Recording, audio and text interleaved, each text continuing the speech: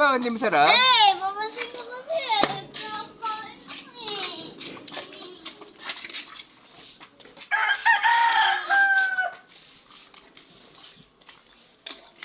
Nahingi ng 20 pa ah. Hindi ako nangyayin ng bentes. Ano?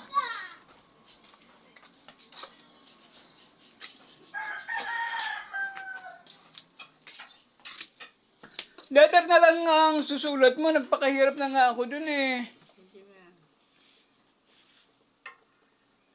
Letter A, B, ganun lang, oh. Anong gagawang card ng teacher mo? Ay letter na lang. Sakit pa ka sa mga nilalagnat. Pag-arit ka na sandali sa taas bago bumaba ka na. May transit ka to.